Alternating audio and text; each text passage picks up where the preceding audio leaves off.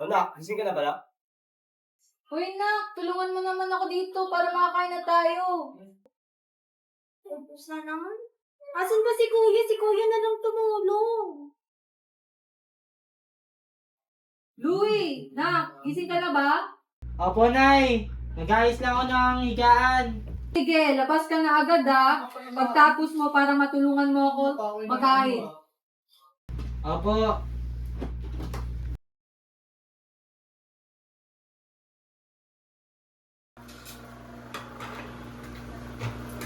Nay, tulungan na kita dyan. Sige na, para makakain tayo.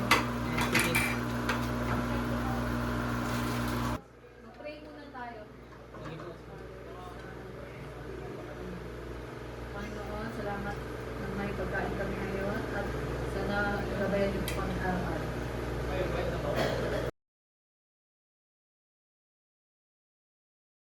Oh, nabusog ba kayo? Opo, Sarap ng Nay. ulam.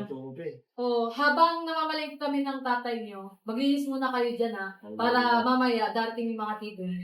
Sige po, Nay. Kami na po bahala dyan. Hihintay.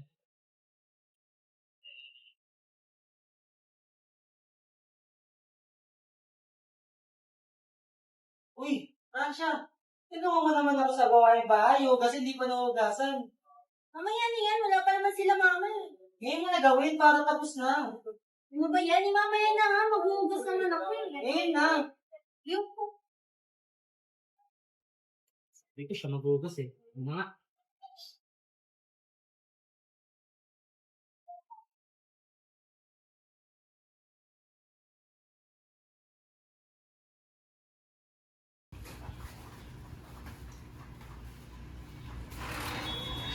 Mga anak, nandito na kami.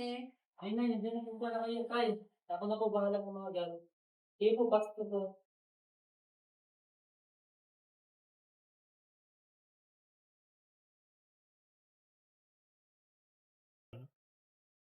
Nag-chat na mga tito niyo, papunta na sila. O sige, sunduin ko muna sila sa gate. Sige po, Tay. Ransha! Tapos ka na ba dyan? Ano ba yun? Hindi, binasa mo. Parating na sila tito. Oo na. Gasikaso ka na.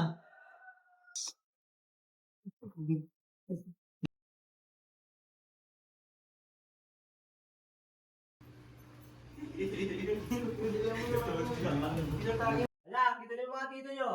Oh, halina, pumasok na kayo dito. Ano, inuman na tayo? Tara! Magandang umaga po mga tito. Oh, ang laki mo na. Pinagbahay mo, kaya laki na. Oo, yan yun. Masipag yan. Mukhang may syota ka na. Wala pa po, wala pa.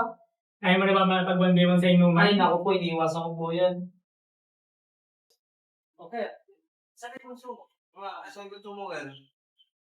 Louie, tawagin mo ako na kapatid mo. Sige po. Francia! Ano? Andiyan na yung mga tito natin. Tawag ka na doon. Oo na. Oh, ito na pa yung dalaga ko. Wala po mga tito. Eh, nagmana yung dalaga mo kayo, ha? Oo, pare. Yan, kilala pa ba kami net?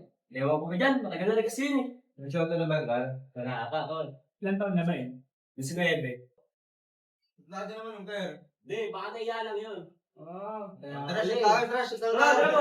Tara tayo.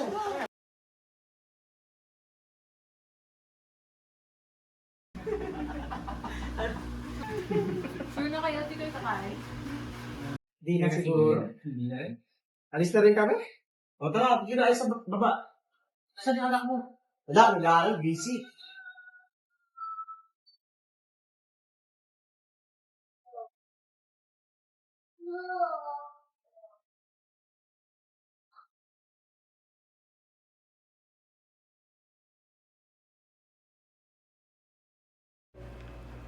Sa buhay, hindi nawawala sa mga Pilipino ang pagiging tamad.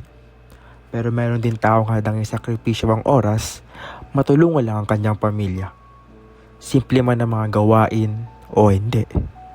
Pagiging makadiyos o madasalin ang isa sa mga katangian ng mga Pilipino na ating pinapalagahan at niyayakap. Paggalang sa mga bisita ay isa sa magandang halimbawa ng pagiging marespeto sa kapwa. Hindi na nawawala sa mga Pilipino ang pagiging immoral. Kaya dapat natin kontrolin ang ating mga kilos. Sa huli, piliin ang magandang katangian dahil dito natin maipapakita ang respeto, paggalang, pagiging makajos, at pagiging masunurin.